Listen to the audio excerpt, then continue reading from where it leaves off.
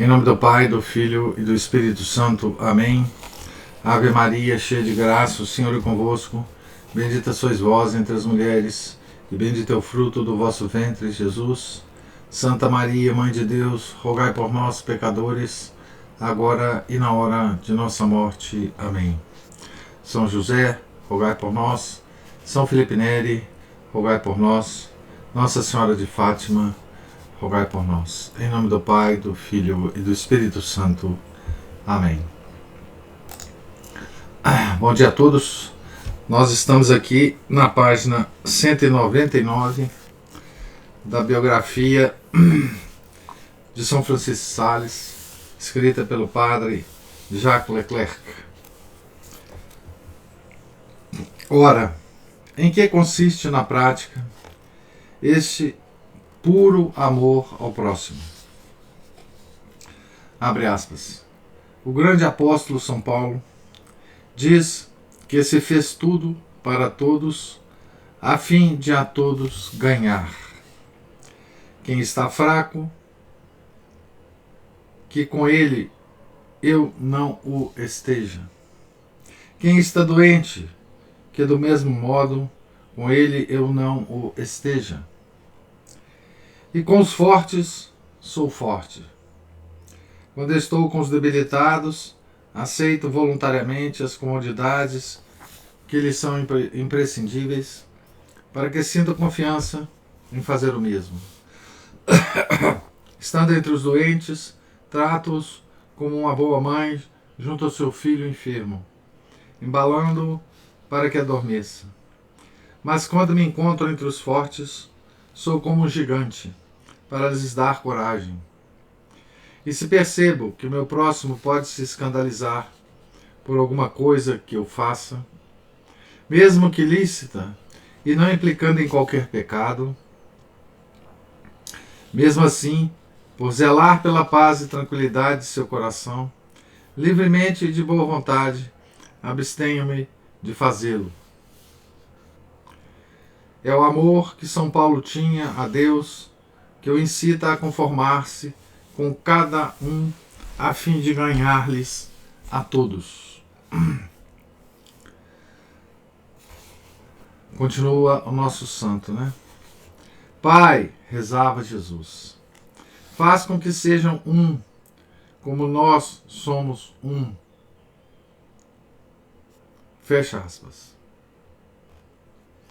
Assim as almas que vivem na caridade, esquecidas de si mesmas, formam essa unidade, umas junto das outras, como as cordas de um instrumento, têm tudo em comum.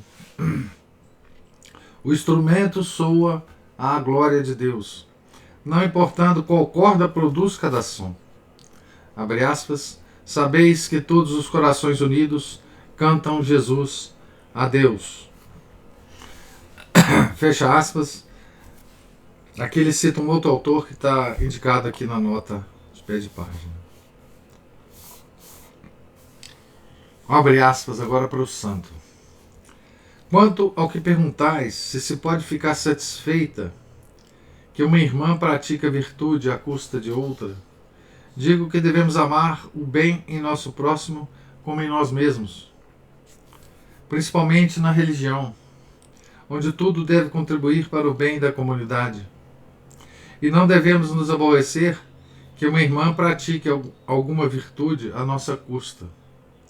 Se, por exemplo, encontro-me diante de uma porta com alguma mais jovem do que eu e me afasto dando-lhe passagem, à medida que pratico esse ato de humildade, ela pode tranquilamente praticar a simplicidade e, na próxima oportunidade, tentar adiantar-se, agindo como eu. Da mesma forma, se lhe ofereço uma cadeira ou lhe cedo meu lugar, ela deve ficar contente por ter participado dessa pequena ação que me terá conquistado algum mérito, como se dissesse: já que não pode fazer esse ato de virtude, estou muito feliz que essa irmã o tenha feito. Não só não devemos nos aborrecer, mas sim estarmos dispostos a contribuir com tudo que esteja ao nosso alcance para esse fim, dando até a nossa pele se for necessária, porque não devemos nos preocupar por quem Deus seja glorificado, contanto que o seja. Assim, se apresentasse uma ocasião de fazer alguma obra virtuosa, e Nosso Senhor nos perguntasse quem gostaríamos que a fizesse, poderíamos responder: Senhor, aquela que te der mais glória. Ora, não tendo escolha, devemos desejar fazê-la nós, para que a caridade seja praticada. Mas não sendo possível, devemos nos alegrar, enchendo-nos de satisfação com que outra a faça. E desse modo estaremos colocando todas as coisas em comum da maneira mais perfeita. Outro tanto devemos dizer referente a tudo que seja temporal, porque desde que a casa esteja arrumada, pouco deve nos importar se é graças a nós ou a alguma outra. Se existir pequenas mazelas oriundas de um sentimento contrário, é sinal de que ainda há algo de egoísmo em nós. Fecha aspas. A inveja não tem vez no reino de Deus, e a alma simples não a conhece. Toda virtude lhe agrada, porque agrada ao Mestre. E, se não a possui, sente-se feliz que ao menos alguém a supra, e sabe que não perde nada com isso. A glória divina, que é o capital comum, aumenta em benefício de todos e de cada um. A glória divina, que é capital comum. Que beleza, né, de expressão.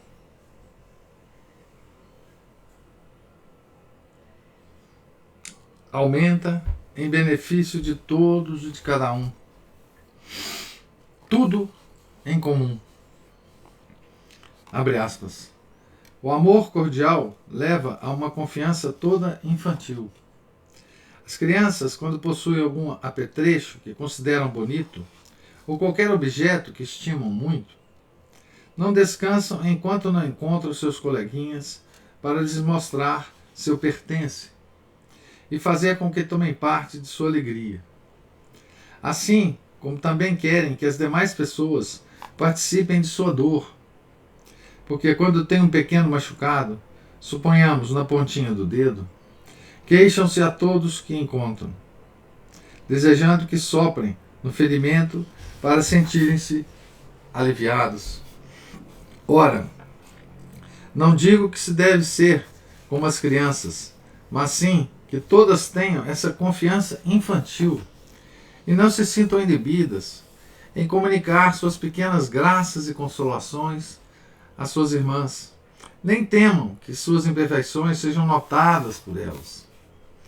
Também não quero dizer que se deva sair dizendo a todo mundo a respeito de algum dom extraordinário que se tenha recebido. Mas quanto às pequenas consolações e graças habituais, gostaria que não houvesse tanta reserva, de maneira que, quando a ocasião se apresentasse, não por jactância ou vaidade, mas por simples confiança, pudesse haver essa comunicação pronta e aberta de umas com as outras. No que diz respeito aos nossos defeitos, não nos preocupemos em cobri-los, porque escondê-los não os tornarão menores. Devemos, pelo contrário, ficar bem à vontade de que nos conheçam tal como somos. É verdade que podeis ter cometido alguma falta ou uma tolice, mas terá sido diante de vossas irmãs que tanto vos amam, e por isso saberão suportar o vosso defeito. E, aliás, conhecendo-o, terão mais compaixão e menos paixão a vosso respeito. Verdade seja dita, não é novidade alguma ver-nos imperfeitos. Essa aqui é aquela velha história, né? A gente fica muito preocupado com os nossos defeitos, porque por causa do nosso amor próprio, né? Nós nos surpreendemos com os nossos defeitos. Mas por quê, né? Se nós estivéssemos o verdadeiro conhecimento de nós mesmos, né? Nós não ficaríamos tão surpresos assim, né? Com os nossos defeitos, com os nossos pecados, né? Por que não, né? Também nisso não há exclusivismo. Abre aspas. Há quem tem tamanho zelo por esse espírito da visitação que não admite que seja comunicado a outros que não vivem conosco. É um zelo exagerado que deve ser corrigido, pois eu vos pergunto, por qual razão quereis esconder do próximo que possa lhe ser de proveito? Não sou dessa opinião, porque gostaria que todo o bem que se encontra na visitação fosse conhecido e apreciado por todos que possam lhe ter acesso. Por esse motivo, que sempre acreditei que seria bom divulgar as regras e constituições, a fim de que muitas pessoas as conheçam e possam tirar delas alguma utilidade.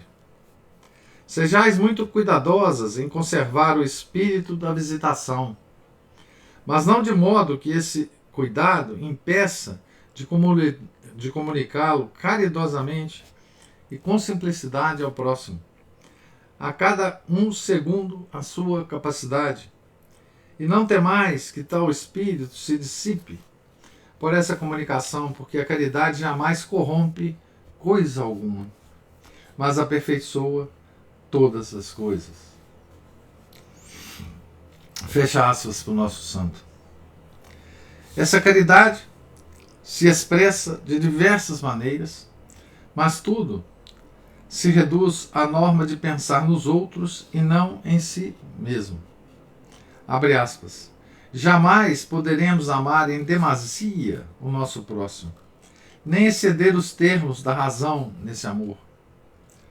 Mas, quanto às provas que dele dermos, aí sim podemos ir além do que dita as regras da razão.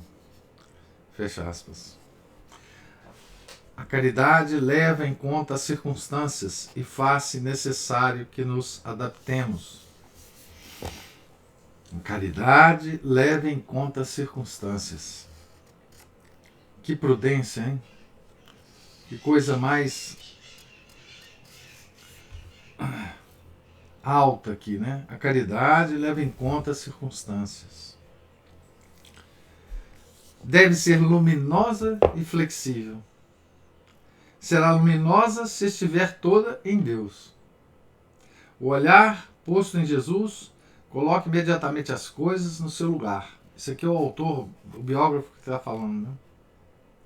Será flexível se estiver fundada sobre o total despojamento, porque nenhum rigor de amor próprio impedirá a alma de se amoldar ao bem do outro.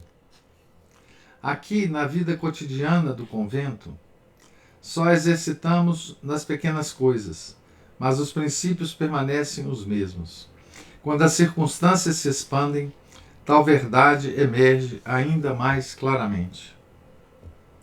Pois bem, esse amor cordial deve ser acompanhado de duas virtudes: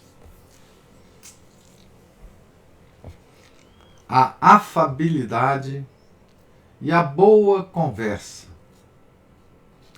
A afabilidade é a virtude que confere certa suavidade quando tratamos com os demais de negócios e de assuntos sérios.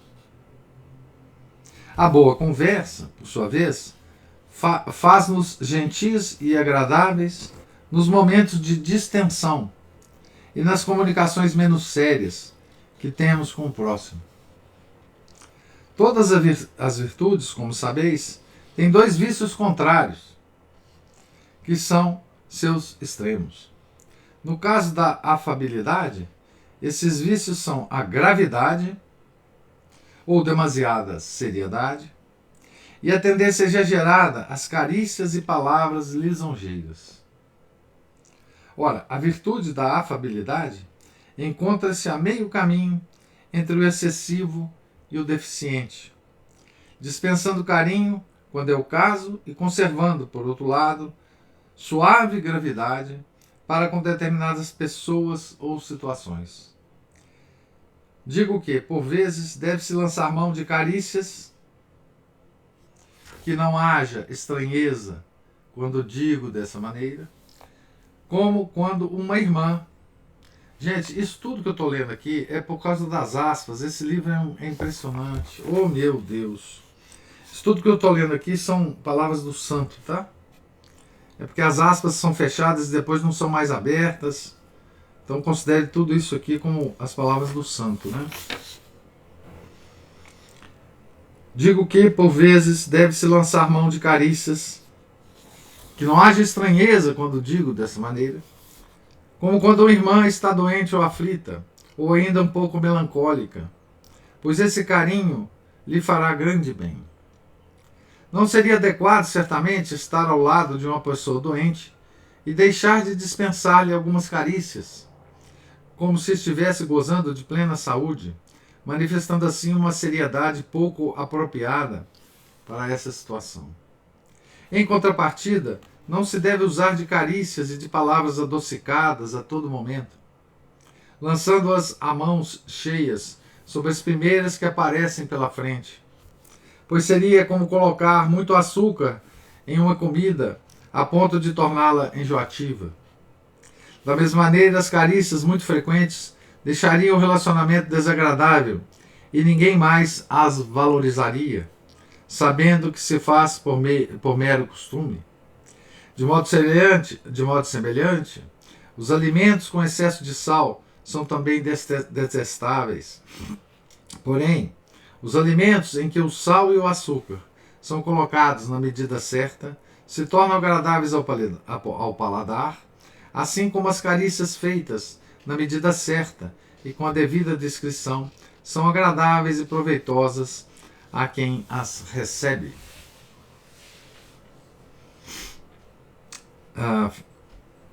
Fecha aspas. Espero que seja. Combinam-se aqui a modéstia, o esquecimento próprio e a busca do bem do próximo. Abre aspas. Abordando o tema da condescendência, quando lhe falávamos de sua amabilidade para com todos, respondeu-nos da seguinte maneira: não me é especialmente difícil agir assim, e nunca me arrependo quando me comporto com amabilidade, mas sim quando deixo de fazê-lo. Simplesmente não sei contrariar ninguém, e facilmente permito que as pessoas façam o que desejam fazer. Isso aqui é uma citação do santo sobre umas perguntas das freirinhas de Lyon, né? Abre aspas aqui para uma outra conferência dele.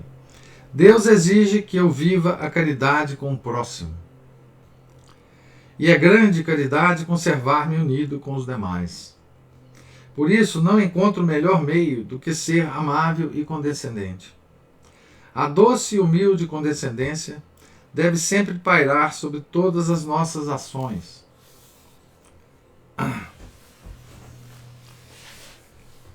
Fecha aspas. Para a conferência sobre a vontade de Deus. Abre aspas. É verdade que quero muitíssimo bem a todo mundo, especialmente às almas simples. Quanto à consideração que vos parece que tenho com cada um, está de acordo com o que a civilidade nos ensina, além de sentir-me naturalmente inclinado a isso. Nunca soube fazer o que muitas pessoas fazem quando se veem elevadas a uma posição de maior dignidade, pensando assim que devem ser tidas em alta consideração por todos, e quando escrevem, não querem colocar humildemente ou respeitosamente, senão as pessoas proeminentes. Aqui o São Francisco de Sales, né, manifesta o que o nosso autor já destacou muito nesse livro, que é a inclinação natural dele, que Deus deu para ele, né, Então, ele se sente naturalmente inclinado a não fazer essas coisas que ele está descrevendo aqui, né? Quando assume um posto mais alto, se sentir de alguma forma especial, né? Quanto a mim, sempre faço uso de algumas dessas expressões, a não ser quando escrevo a Pedro e a Francisco, que são meus empregados, que pensariam que eu estaria a zombar deles, se lhes subscrevesse, muito humilde servidor. Não faço muita distinção entre uma pessoa e outra. Olha que delicadeza, né? Quer dizer, ele não faz isso a Francisco e a Pedro. Não é porque ele não faria se precisasse, mas é porque ele tem certeza que se fizesse isso com os servidores dele, eles pensariam que eles estivessem a zombar deles, né? Continua o nosso santo. A virtude da boa conversa, olha, a virtude da boa conversa, exige que contribuamos para a alegria santa e moderada e para os diálogos agradáveis que possam servir de consolo e descanso ao próximo, de sorte que não lhe causemos qualquer aborrecimento por nossa fisionomia mal-humorada ou melancólica, ou evitando recrear-nos no tempo destinado a isso, como fazem aqueles que querem ser comedidos em tudo. Tais pessoas nunca falam senão depois de terem considerado longamente cada palavra, evitando qualquer deslize e o risco de terem que se corrigir. Tanto medo possuem de que suas palavras sejam alvo de censura. Examinam-se em tudo, não para saber se ofenderam a Deus, mas para garantir que ninguém as possa menosprezar. Aqui é uma coisa, né? Existem essas pessoas, né? Que são excessivamente reservadas, né? Que pensam longamente cada palavra.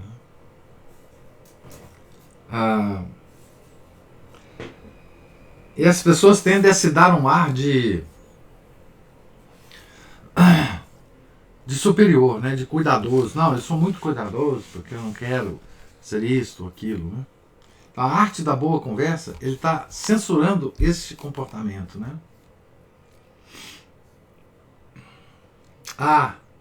Como tornam-se desagradáveis para aqueles com quem conversam. E quão desprovidos estão da virtude da boa conversa, que requer que nos comuniquemos aberta e afavelmente com o próximo, contribuindo na medida do possível para a sua utilidade ou para seu consolo. O que a gente podia falar de tanta coisa, né? Isso aqui abre por exemplo, né?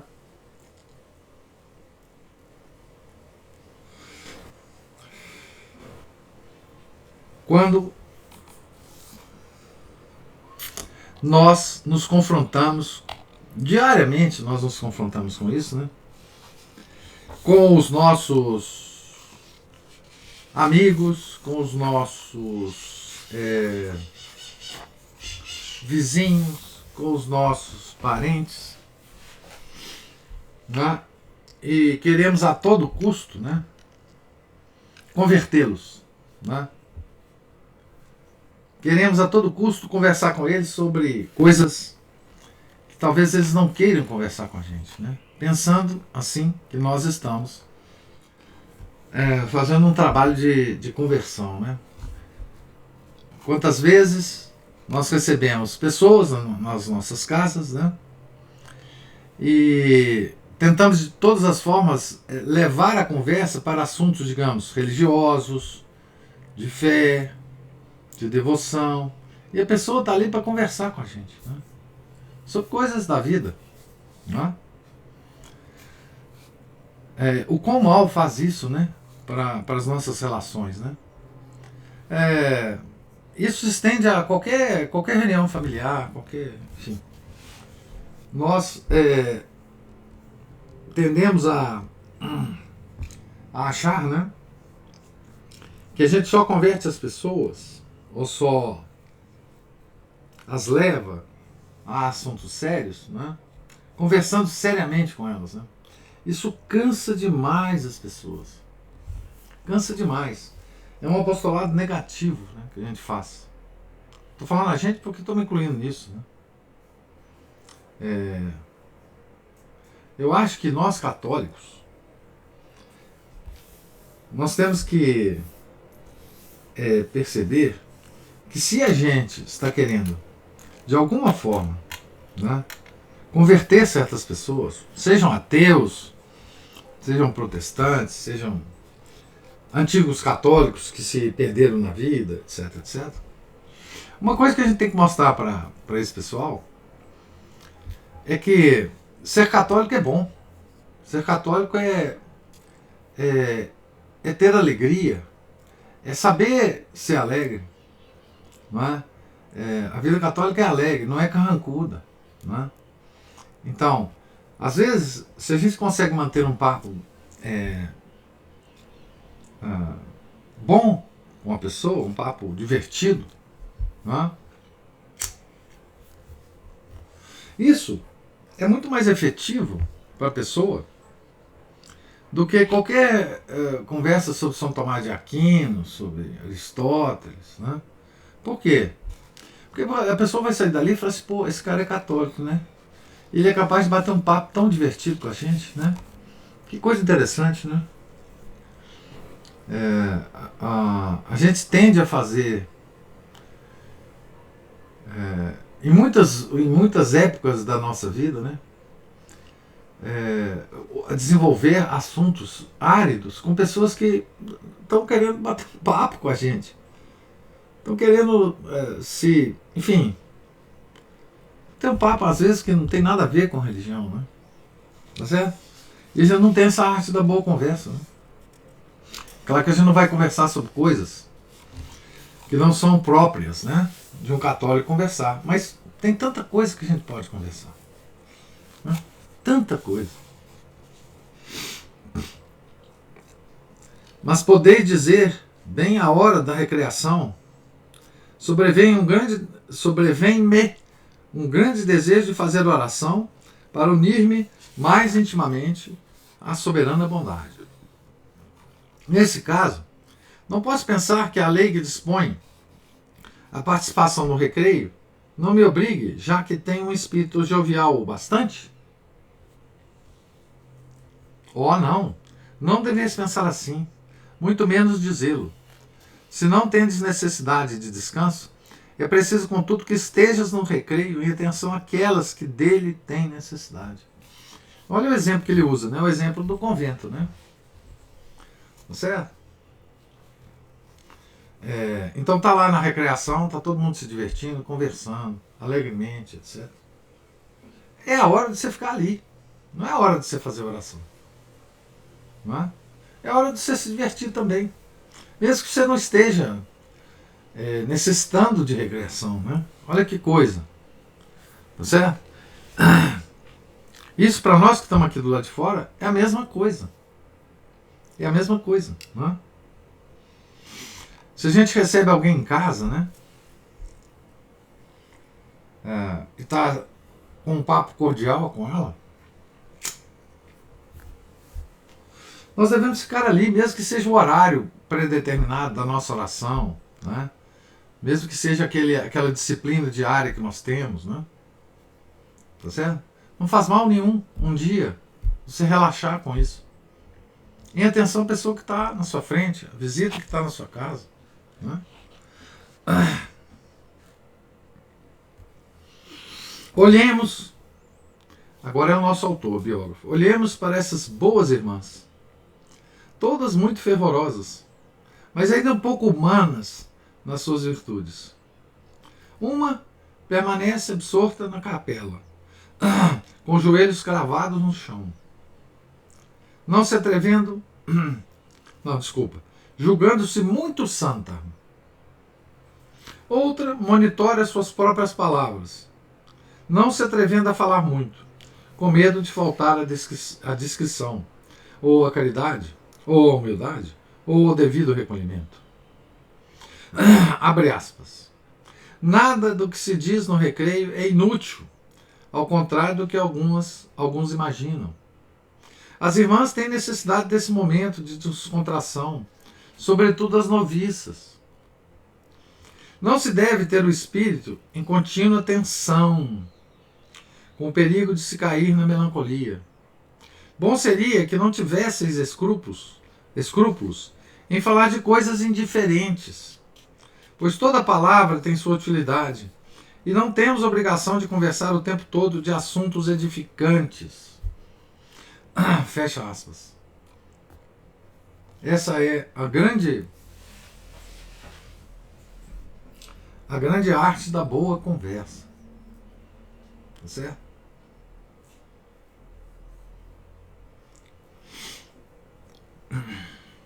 Não temos a obrigação de conversar o tempo todo de assuntos edificantes.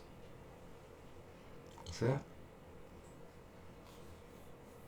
Quanto que isso é importante, né? Quanto que isso deixa entrar um ar fresco na nossa vida, né? Sabemos nos entregar a essa boa conversa, essa boa relação. Né? Continua o nosso santo. Resta-nos saber agora como se deve observar a simplicidade, a amabilidade e a franqueza na conversa, tendo em conta que, como dizeis, onde há diversidade de pensamento, é difícil que o que se diz seja aprovado e bem aceito por todos. Certamente seria bom se conseguíssemos que nossas palavras estivessem sempre ajustadas ao sentimento e ao humor de cada pessoa. Mas isso não é possível, nem devemos nos preocupar com tal coisa, pois seria inútil.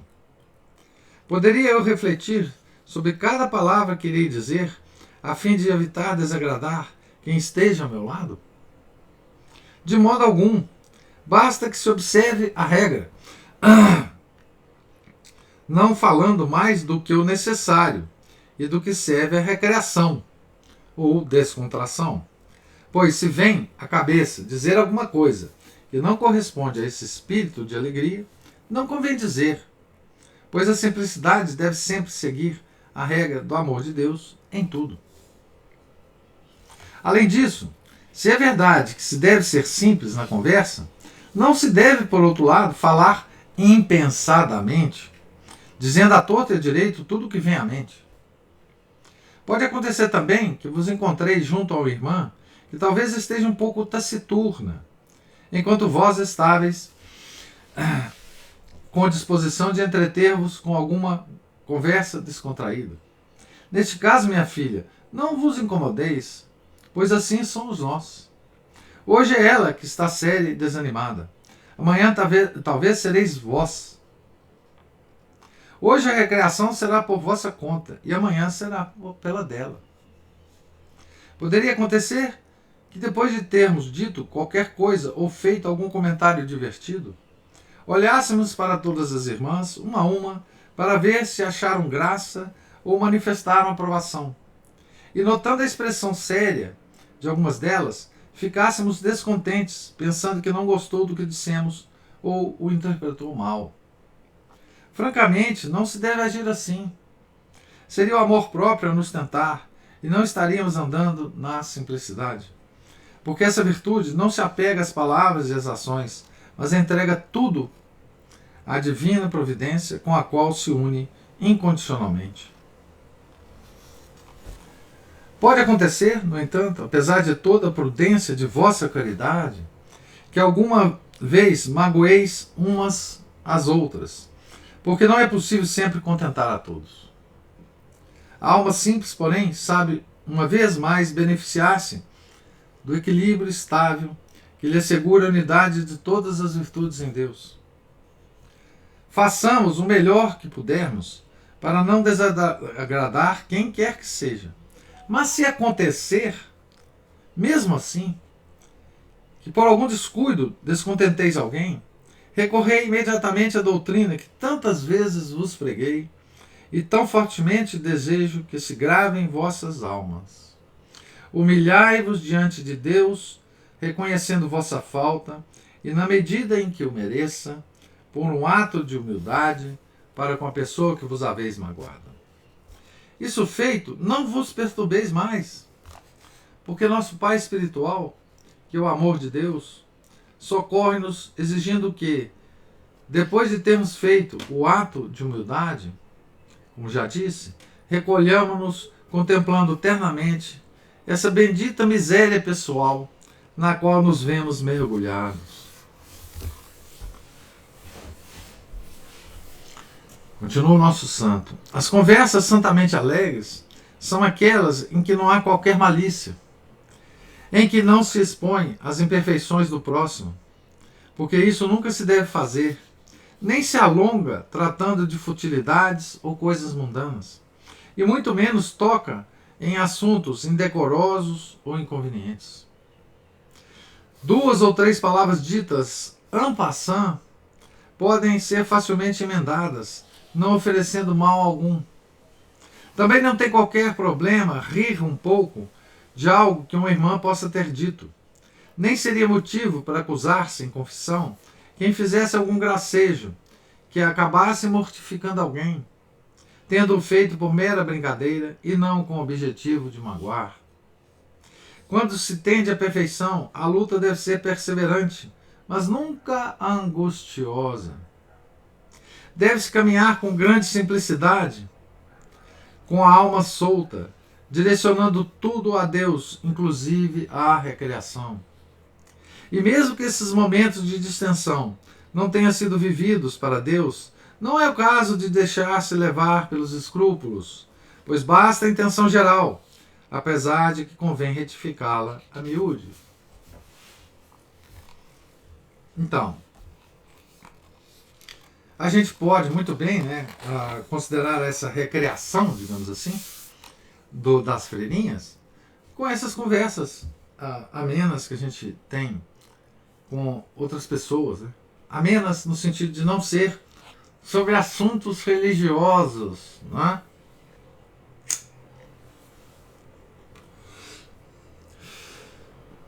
Não sejamos, como vou usar a expressão que eu aprendi com o Márcio e nunca mais vou esquecer, não sejamos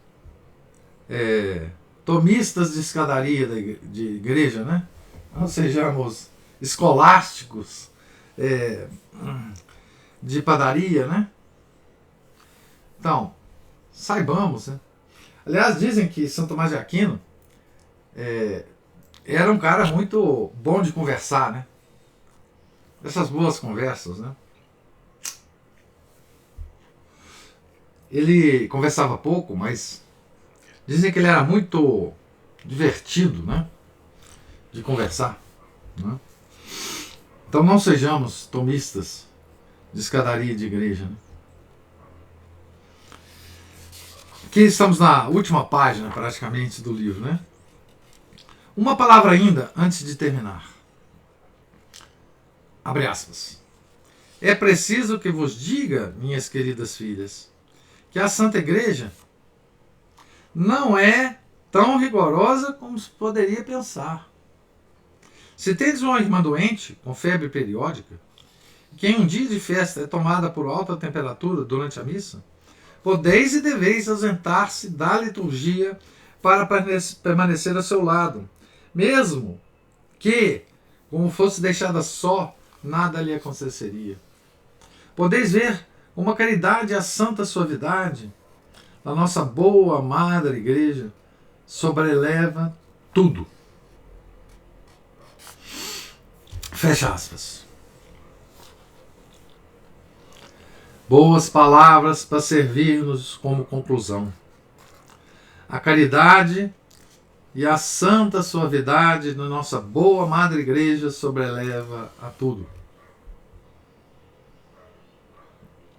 Palavras que contêm todo Francisco de Sales, toda a vida cristã católica, todo Jesus, doce e humilde de coração. O bom pai desafoga-se com suas queridas filhas. Fala-lhes da vida santa, da vida vivida, que conhece tão bem e que é ocasião para o amor criar na alma uma espontaneidade nova orientada para Deus. O mundo não a compreende, porque só conhece a espontaneidade que vem dos sentidos e se concede a existência de Deus, restringe-se à pura teoria, impedindo todo o contato de Deus com o homem. Pura teoria. Escolásticos de padaria, tomistas de escadaria de igreja, né?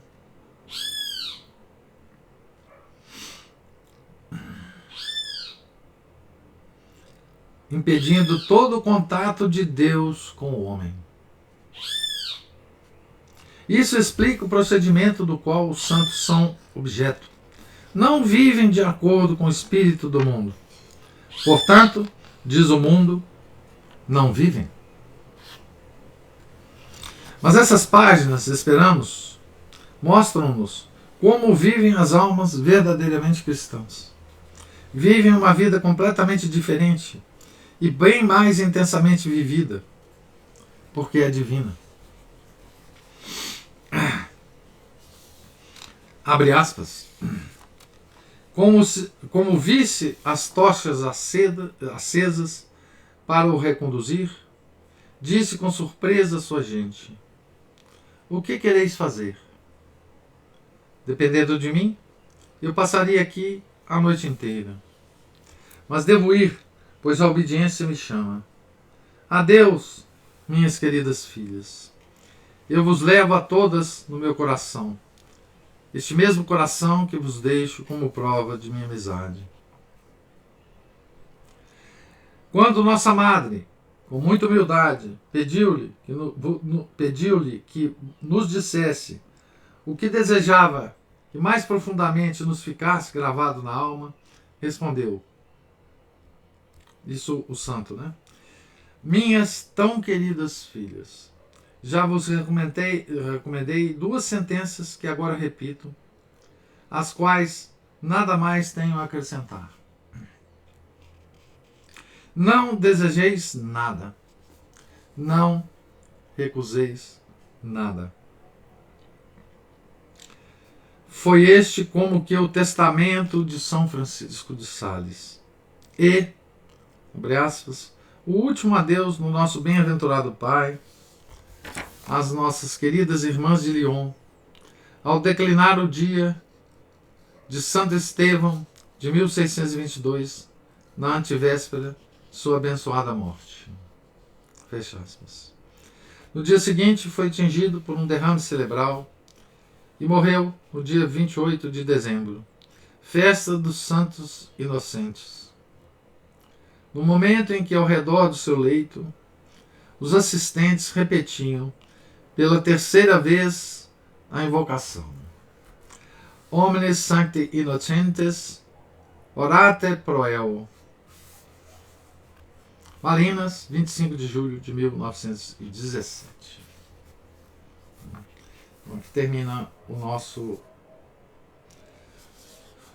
padre Jacques Leclerc, né? Esse livro que nós acabamos agora de ler, né?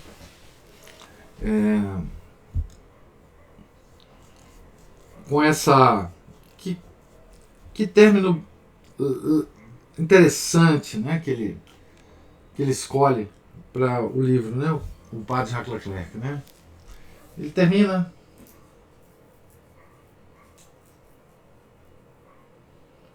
nos falando da liberdade da vida espiritual, né? Da liberdade na nossa vida espiritual. A caridade e a santa suavidade de nossa boa Madre Igreja sobreleva a tudo. Né? E mais, né?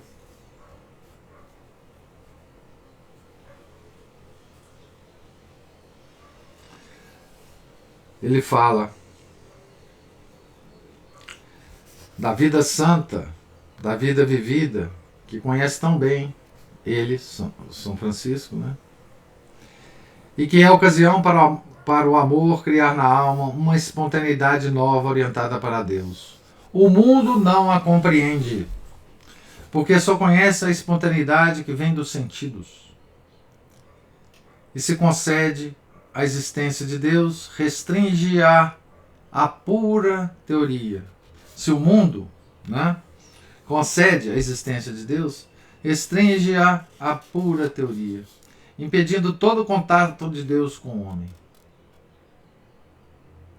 Isso explica o preconceito do qual os santos são objeto.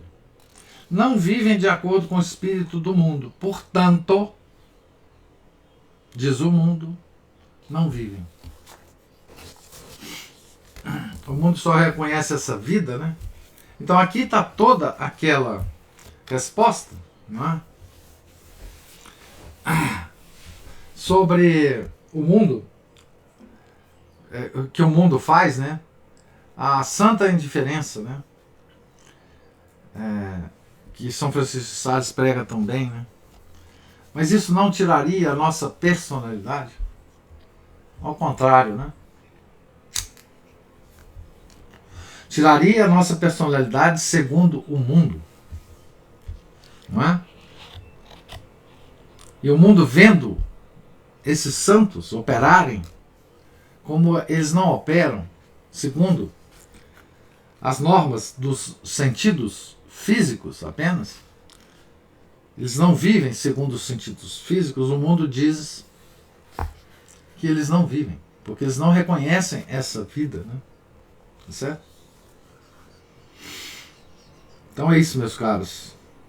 Agora gostaria de ouvir, se houver, os comentários por essa nossa última leitura aqui sobre São Francisco de Sales.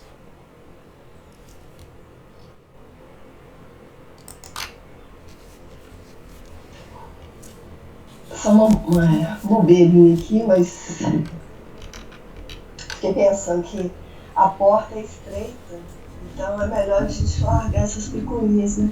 Não dá pra passar com elas, né? Não dá. Elas vão esbarrar na entrada.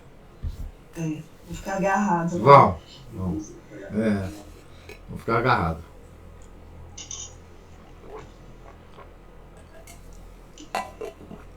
Nós temos que ter leveza, né? Leveza. E a leveza é isso, né? Eu gosto muito quando o São Francisco de Sales fala sobre a boa conversa, porque esse negócio ele sofre um certo preconceito, né? Dos católicos tradicionais calvinistas hoje em dia, né? Existe um calvinismo tradicional, né? Que essa coisa taciturna, né? Nós não podemos conversar senão sobre assuntos religiosos, né? Isso nos impede de fazer uma grande parte de nosso apostolado e nos impede de talvez atrair pessoas para a nossa religião por causa dessa nossa seriedade excessiva, né? Então, essa coisa de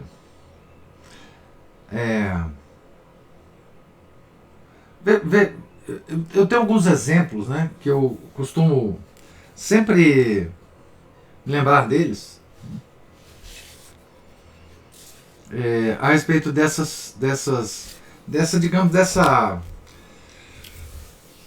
hábito que nós temos, né, de considerar que a gente só está fazendo um trabalho pela igreja se a gente estiver conversando sobre assuntos mais elevados, né, da espiritualidade católica, né?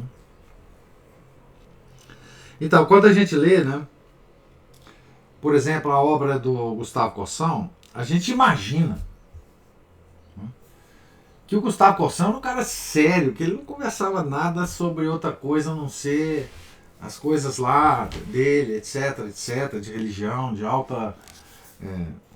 Mas todos os depoimentos, né, das pessoas que conheceram o Corsão e depoimentos de pessoas não necessariamente católicas, né?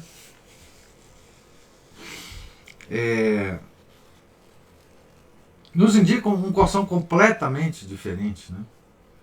Um Corção de roda de escritores, um Corção de papos sobre outras coisas completamente alheias à religião, né? De um Corção com humorado, né? De um Corção ameno, de um Corção de uma boa conversa, né? E isso aí você pega depoimentos de Nelson Rodrigues, de Mário de Andrade. Mário de Andrade, imagina, né? Enfim, Cecília Meirelles, das pessoas que conviveram com o Corção, vocês vão ver como era afável esse indivíduo, né? Como era afável esse indivíduo. Como era boa a conversa dele, né? Em torno dele, né? Como ele se relacionava com essa casta intelectual, né? Da época dele, que já não era católica, já não era, enfim, tinha muitos desses que eu falei, inclusive católicos, mas já não era mais aquela devoção, né, católica. Nós estamos aqui nos anos 60, 50, né? Claro que ele tinha muitos amigos católicos, né? Muitos amigos bispos, arcebispos, né? Mas ele se dava com todo mundo. Ele conversava com as pessoas. Ele ia nos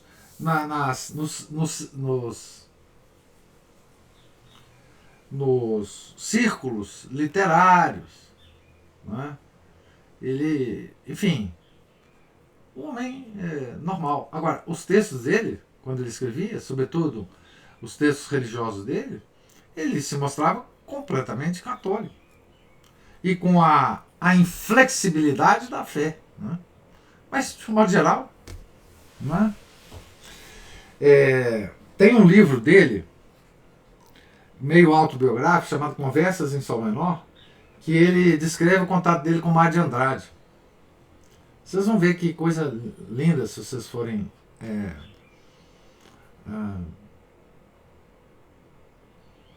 ler, né? Fora outras figuras que, enfim, católicos, né? Que tinha posições também muito firmes, né? Sob o ponto de vista católico, que eram ótimos papos, né? Mas o Márcio ou a Ana Paula levantou a mão aí? Não, só para falar que as pessoas mal se cumprimentam, que dirá conversar. Uma pessoa, igual eu já falei uma vez, uma pessoa pede amizade no Facebook e a hora que se encontra com ela de verdade, ela passa reto, te deixa no vácuo. Né? Eu fico lembrando, meus pais moram no mesmo lugar desde que eles se casaram. Os vizinhos eram todos amigos. Uns davam suporte uns aos outros, um menino machucava, o outro ajudava a levar no pronto-socorro, coisa desse tipo. Né? Na época do Natal, fazendo novena de Natal todos juntos, aí tinha um dia lá que era o último dia, era de confraternização. Na véspera de Natal, a gente ia, a mamãe e eu, meus irmãos, a gente ia nos vizinhos cumprimentar, desejar. E a casa de cada um. Sim. Antes de ir para a casa da minha avó, onde a família se reunia. Sim. Hoje eu não conheço meu vizinho de frente. Não. Meu alarme pode disparar aqui em casa, berrar a tarde inteira. Dificilmente alguém vai chegar na janela, que seja, para ver o que pode estar acontecendo. Isso mesmo. Não é? Então, tá difícil, né? É o jeito da vida hoje, né? Professor, agora você. Diga, Márcio. Tudo bom? Realmente, igual você falou, esse calvinismo comportamental aí, ele atrapalha bastante o nosso meio. Inclusive, a primeira impressão de todo mundo que chega é péssima. Né? Você chegou a ter a oportunidade de conversar com as pessoas, com os recém-chegados. Não, mas eu imagino. É péssima. Bom, eu que sou meio atirado, né? Vou meio atirando, assim, puxando conversa com as pessoas. E tem gente que toda hora aponta o dedo também, vem com ele. Assim, peraí, gente, eu sou vice-padre, né? Mas a impressão é muito ruim, pessoal de cara muito fechada, pouca conversa. Aquele negócio de ficar olhando de cima e embaixo. Assim, parece que a pessoa entrou no salão do faroeste, aquele tipo de faroeste. Não para assim, olha, vira em cara de cima e embaixo. Olha a arma dele, a bota. Isso, a bota, dá aquele ficalinho de cascavel. No nosso caso, deve medir o tamanho da saia, o jeito da roupa. Exatamente. Pra ver se tá bem vestido pra ir lá. A cor, né? Se não tá muito berrante e tal. Quem é esse forasteiro que tá vindo aqui na nossa missa? Isso, nosso salão, né? Atrapalhar nosso carteado.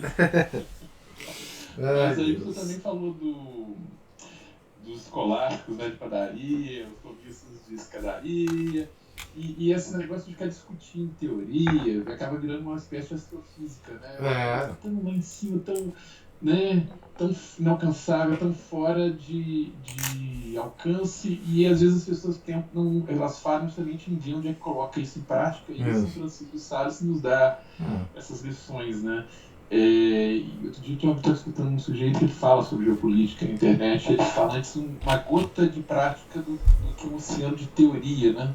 Então tá aí, o São Francisco nos deu aí uma chuveirada de prática, e agora é colocar isso, né? E aí onde que se aplica, porque aí que tá o grande lance de meditar as verdades, né? Ver, conhecer a verdade, mas tentar descobrir, guiado pela graça de Deus, como que eu vou praticar isso, como que eu vou colocar isso em prática na minha vida, como é que eu vou me situar nisso aí e agir a partir daí. E porque a única coisa que importa é isso, né? Exatamente. Você viver a verdade. Viver a verdade. A verdade é para ser conhecida e praticada, né? Algum desses filósofos fala, verdade conhecida, verdade praticada. Como se fosse missão dada, missão cumprida. É preciso exatamente ver isso, né? Um vínculo. Precisa um vínculo, que é o São Francisco. Exatamente. E muito, muito interessante. Esse livro foi uma joia. E vou deixar outra sugestão aqui.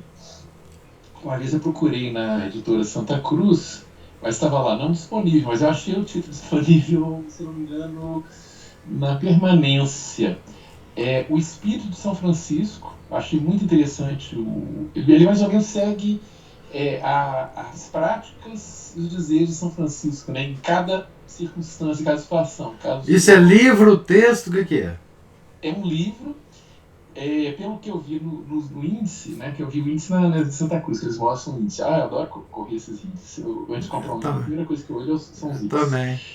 Ele fala lá sobre isso, sobre a caridade.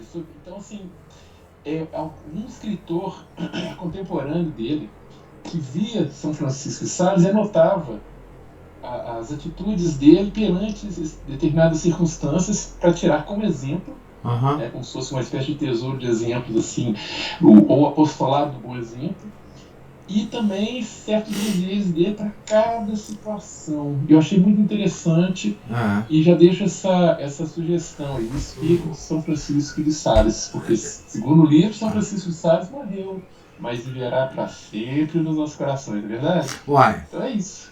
Tem que viver, ué.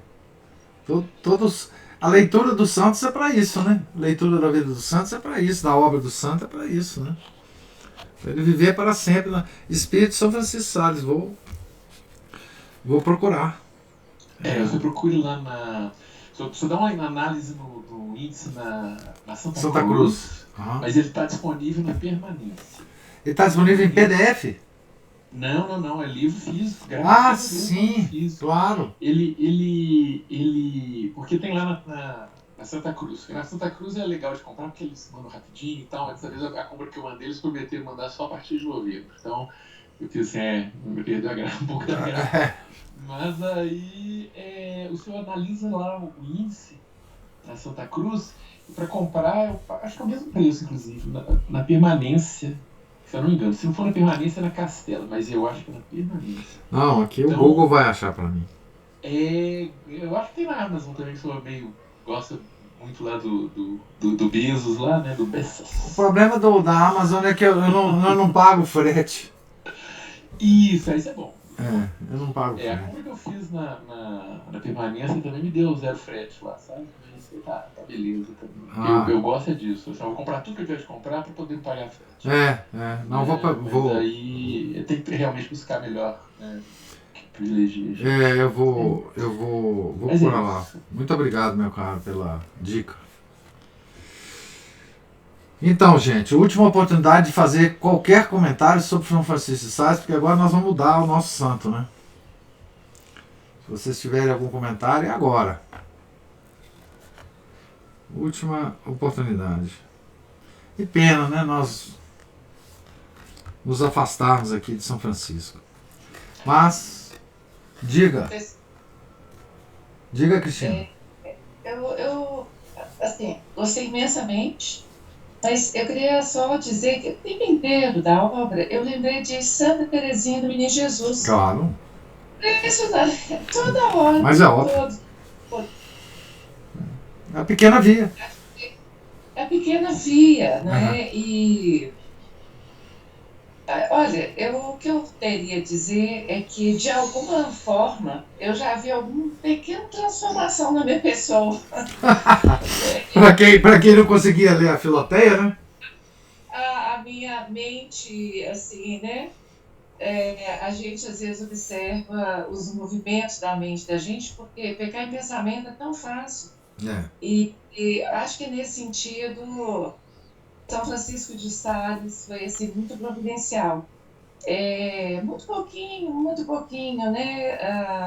A gente, sei lá, tem pessoas que mudam e melhoram assim a passos largos do ponto de vista de ter uma vida mais católica, mais virtuosamente católica, mas às vezes tem outras coisas. A coisa é difícil, né? Parece que é uma luta de vida inteira. Então, nesse sentido, acho que São Francisco de Sales foi muito bom para mim, pessoalmente foi muito bom. A leitura muito agradável. E Santa Teresinha, interessante, todo dia. Acho que não teve um dia da leitura que eu falei, olha, minha Santa Teresinha falou aquilo. Pois é. Gostei imensamente. Assim, o tipo de santo que é preciso estar sempre com ele. Conhecer sempre. Isso mesmo. Santa Teresinha é uma santinha salesiana, né? Uma santinha salesiana. Eu não tenho a menor ideia se ela lia São Francisco de Sales, né? Não sei se o Márcio já leu alguma coisa que indique que ela bebeu na fonte salesiana, né? Mas de qualquer forma, a vida dela, enfim, indica, né? Que enfim, ela praticou, né, o que São Francisco de Sales ensinou, né? Tendo aprendido com ele ou diretamente do bom Deus, né? Então, porque isso é doutrina da igreja, né? Isso está consagrado pela igreja, né? Essa vida, né? Professor, diga. Quanto a Santa Teresinha, o padre Júlio Lombaerdi, não sei se é assim pronuncia o nome dele, porque ele é belga, né?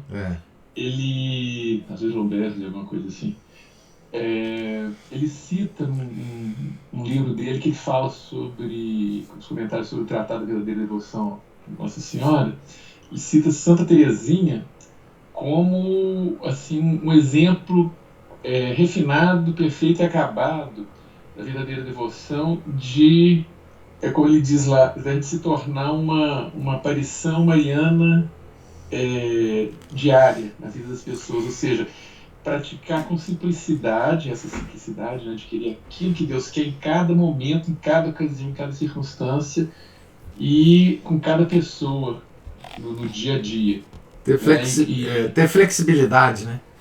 Sim, bastante. E São Francisco de Sales nos ensina exatamente isso, não perder oportunidades pequeninas, né, do dia a dia, justamente para fazer isso. Então São Francisco de Sales talvez não tenha incluído nesse esse rol de santos assim, mas ele, por excelência, assim não é, né?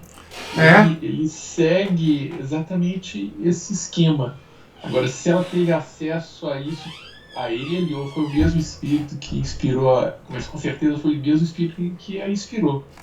Né? E os santos, eles vão se alinhavando, né? E como o senhor disse, isso eu li aí no finalzinho, né?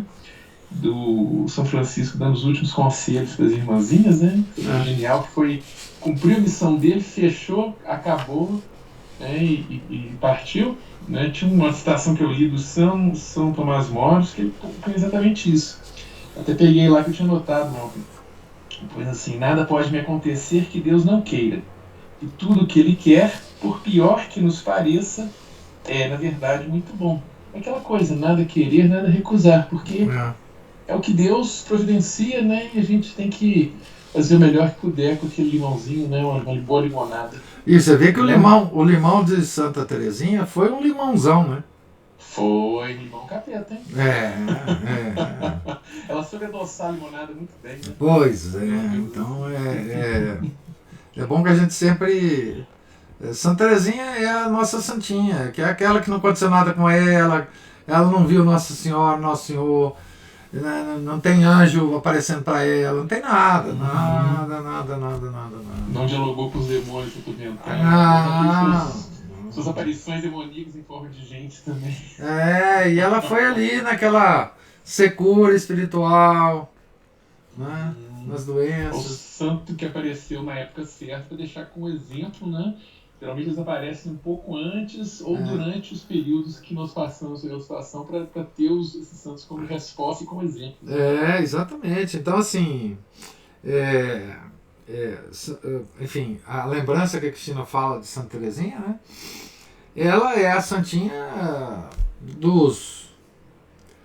nós miseráveis, né? Pecadores, né? Aquela santinha que pode nos acompanhar, enfim, em todos os momentos da nossa vida, né? Enfim, é uma santa cuja devoção é quase que uma coisa natural para nós, né? Que assim que conhecemos a vida dela, o jeitinho dela, tudo em relação a ela, nós quase que a adotamos, né? Porque ela está muito próxima de nós, né? Enfim, de São Francisco também, né? Quer dizer, Francisco não era um santo que o pessoal tocava a batina dele e saía curado, né? Paralítico, não sei o que, cego, vendo, etc. Né? Não há uma crônica disso, pelo menos nunca li uma crônica desse tipo de coisa, né? Então, assim, não é um santo espalhafatoso, né? Nem poderia ser, né? Porque é o santo da simplicidade, né? Então, assim... Mas foi muito bom mesmo a oportunidade de ler o santo, de comentar, de ouvir os comentários de vocês, enfim. E eu estou começando a ler aqui as palestras íntimas. Tem estudos iniciais também muito bons nesse livro, muito bons, produzidos pelas irmãs lá de Portugal, e depois algumas outras pessoas escrevem sobre, antes das palestras mesmo, né? Que complementam bem a nossa leitura, sabe? Aqui. Então, se vocês puderem comprar o livro, ele é muito bom para, enfim. Porque aqui nós vimos várias citações das palestras, mas segundo a ordenação mental do padre Jacques Leclerc, né? Então, as palestras são realmente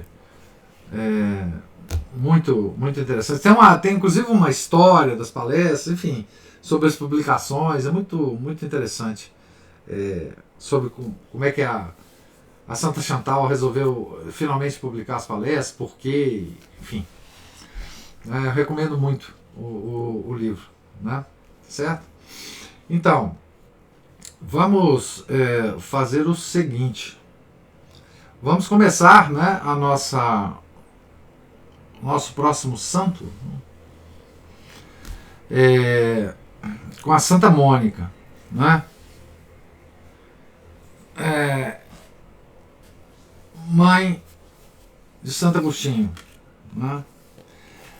Esse livro é escrito por um grande um grande escritor, um grande geógrafo, né? Publicado pela Cultura de Livros. Então, eu sei que muita gente já comprou o livro, está para chegar, enfim. Vamos começar a leitura, então, na segunda. Né? Nós estamos na quinta hoje. Amanhã, então, a gente não faz a leitura. E na segunda a gente já começa com o livro do Monsenhor Bugot. Né? Vocês vão concordar comigo, a hora que eu começar a ler, que o talento literário do Monsenhor Bugot é extraordinário. Né? E essa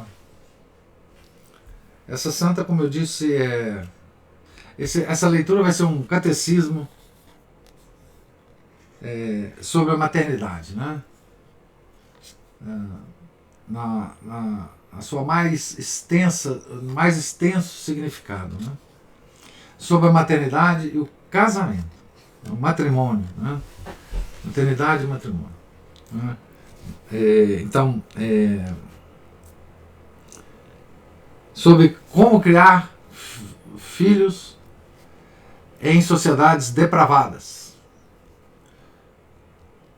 Como tentar proteger os filhos que estão vivendo em sociedades depravadas, que vão para escolas que ensinam coisas depravadas. A gente acha que a nossa situação é única. Né? Não é. Né? Como que Santa Mônica agiu nessas circunstâncias, né? Com o marido depravado, enfim. Então nós vamos seguir a vida dela nessa luta dela em relação ao seu filho mais conhecido, né? Um dos maiores doutores da igreja, né? E a gente sabe muita coisa de Santa Mônica por causa das confissões, né, de Santo Agostinho. Daí a importância que teve na vida de Santo Agostinho a mãe dele. Né? Então a gente vai acompanhar um catecismo da maternidade e do matrimônio aqui. Mas vamos começar isso na segunda. E também para dar um tempo para a gente curtir mais, né? Essa leitura de São Francisco de Sales, né? Para pensar mais sobre ele. Não seria injusto com São Francisco de Sales se a gente mudasse o tema tão rapidamente assim, né? Tá certo? Então na segunda-feira nós voltaremos, se Deus quiser, à leitura já agora com o livro de Santa Mônica. Certo? Mais alguma observação?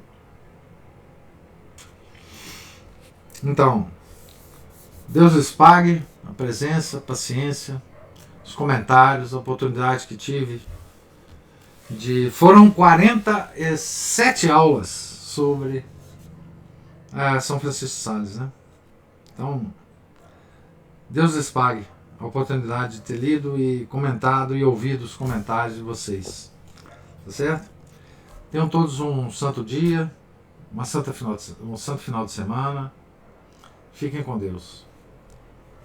Em nome do Pai, do Filho e do Espírito Santo. Amém. Ave Maria, cheia de graça, o Senhor é convosco. Bendita sois vós entre as mulheres, e bendito é o fruto do vosso ventre, Jesus. Santa Maria, Mãe de Deus, rogai por nós, pecadores, agora e na hora de nossa morte. Amém. São José, rogai por nós.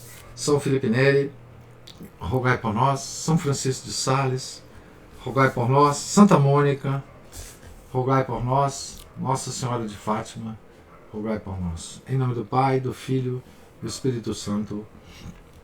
Amém.